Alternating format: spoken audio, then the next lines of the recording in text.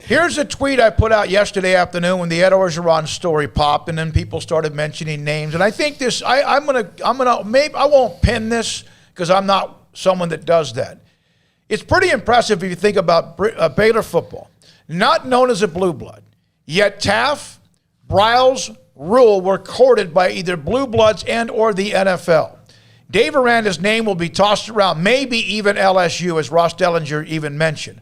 But I think he is the modern-day version of the perfect fit like Grant Taft. I mean that sincerely. I think an even better comparison might be Scott Drew. Maybe Scott Drew, yeah. But football because of Taft. Yeah, but because Scott Drew, I'm sure people have called over Scott Drew over the years, especially how basketball hiring used to be. And if you got a team that, hadn't been in the postseason to the round of 32 for the first time in 15 years, then you could jump to any job that was open. That's just how you used to hire in college basketball. And he never really was interested in that. He was interested in making his program, and that's a good example for Dave Aranda. Yeah, I don't want to talk about Aranda and another job too much because I don't think it's really worth even, spending too much time on until there's a reason to spend too much time. I understand, though, I'm not, why we need to acknowledge it, but I think you're right. If he's, content in Waco and likes being here, the world's his oyster as far as building this football program up, and I think they could do some special things. And I think the thing that's interrupted Baylor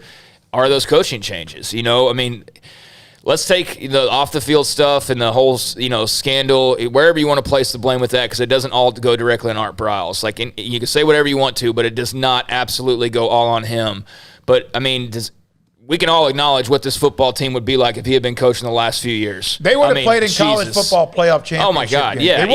They absolutely would. Not just would. saying it would have been dialed up a lot, but they would have been a part 2 or 3 of them. Absolutely would have been in the playoff at some point in the last few years if he was still the coach. So, that gets interrupted, and then you had the Grove interim year, and then Rule comes in, rocky start, but what if Rule was still the coach? They probably, are flirting with winning 10 games more often than not.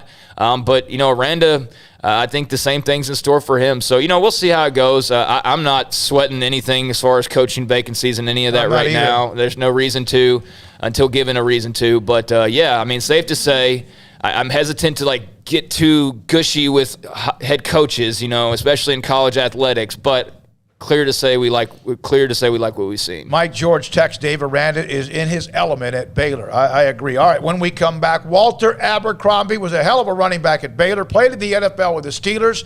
He's now a part of Baylor's Letterman's club. He's the one that runs it. His thoughts about this Baylor running game and what he has seen this year and what they're doing, and even his thoughts about Abram Smith next on Sikkim 365 Radio. Petty Clinic Low T.